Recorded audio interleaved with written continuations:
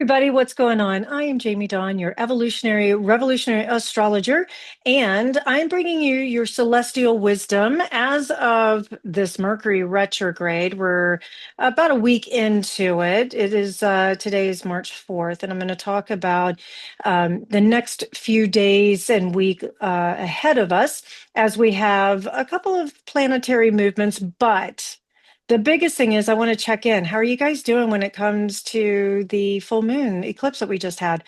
I've heard from a couple of people that have lost loved ones leading up to that full moon, and my heart goes out to them. My practices that I offer for transition time also I dedicate to you. Many of you are reporting in that this Mercury retrograde is creating a little bit of stirring when it comes to some things that we thought was real is suddenly not, or we're questioning ourselves, we're questioning our intuition. You know, as I like to say, remember that during a retrograde, a Mercury retrograde particularly, keep your sense of humor. That trickster is on the move and not everything is as it appears to be. So please ask a lot of questions and don't be afraid to repeat things if needed. Ask, get the clarity. And sometimes that comes through multiple conversations. The biggest theme that we have starts on Friday. We also, one of the big movements I mentioned was Mars in Pisces, and that happened just as this full moon eclipse was happening as well. So hopefully that spiritual warrior in us is being activated. Well, here comes Venus, Mars's lover, right? We have our cosmic lovers of Venus and Mars, and Venus is going to move out of Pisces. So her and Mars are not going to canoodle at all in the sign of Pisces because she transits to the sign of Aries on Friday the 6th.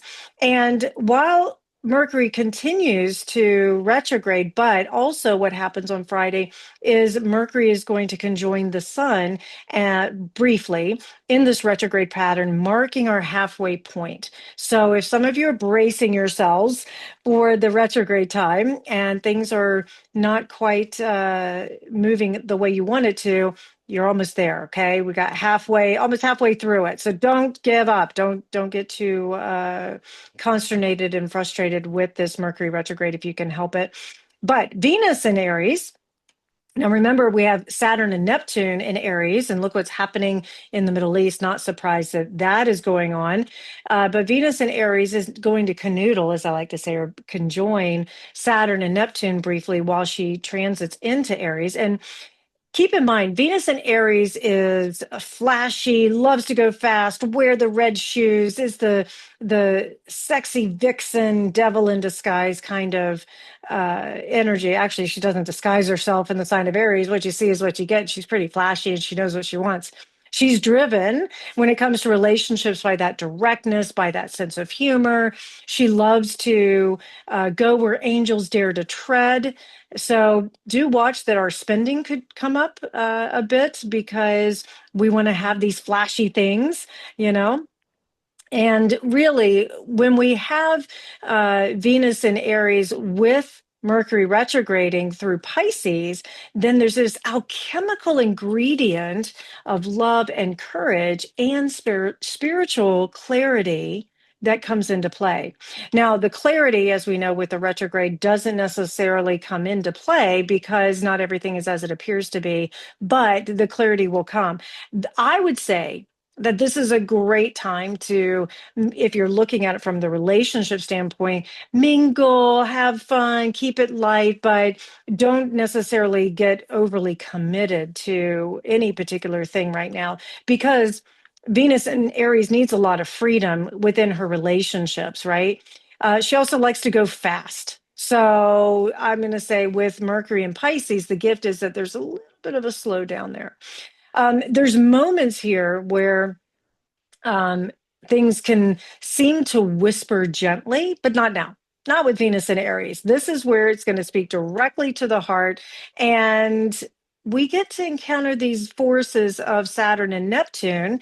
And I would say that this is really about bravery, having courage, having courageous conversations, making courageous decisions, and also having the wisdom and maturity to say, does this really serve? Or do I need to take my time? That's a Saturn influence.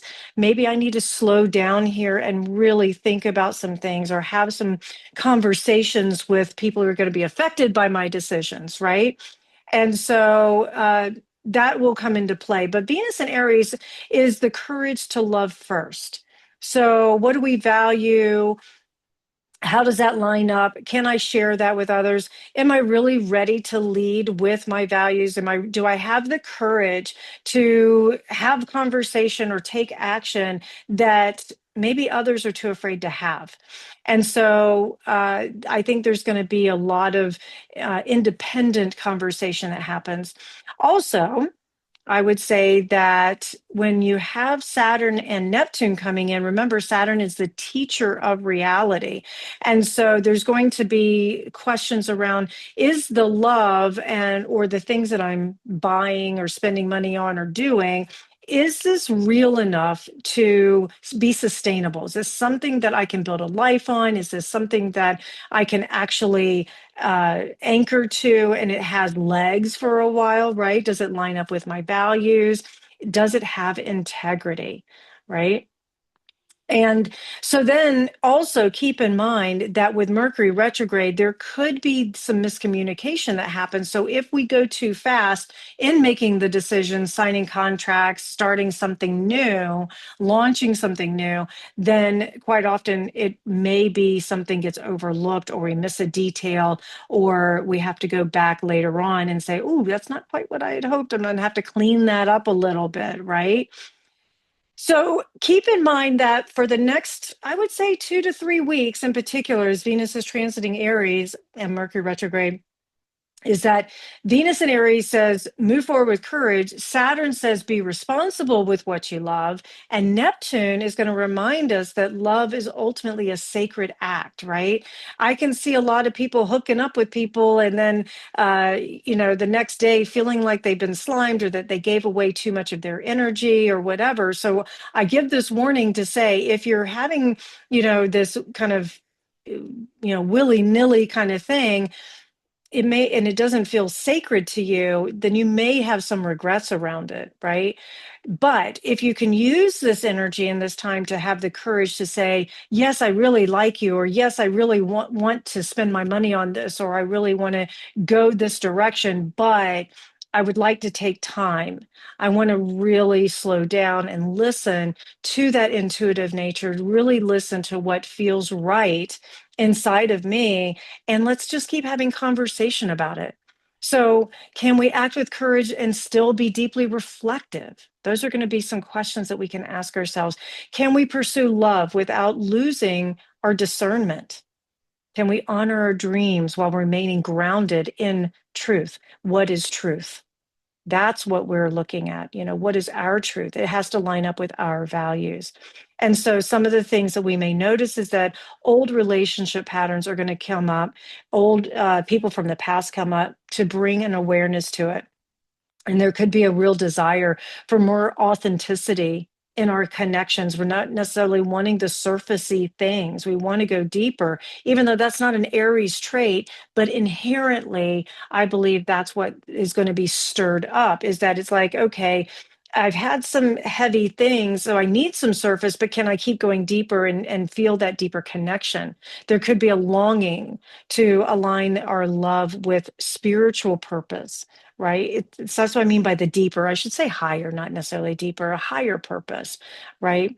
And also the sensitivity that we may experience comes through more subtle realms. How do you access that? Meditation, quietness, carving out that time to just be, not just do. And I would say too that the next few days and weeks leading ahead can lend itself to make a decision. You can adjust along the way. So give yourself some time though to be thoughtful, to really tap in, like I say, to your emotional and intuitive bodies, because that is what is going to help guide you in making decisions that are in most alignment with your values. All right, you guys, I hope this helps. Please like, subscribe, share, comment. Come find me at one2listen, jamiedon.com. And I look forward to connecting with you. Have a wonderful week ahead.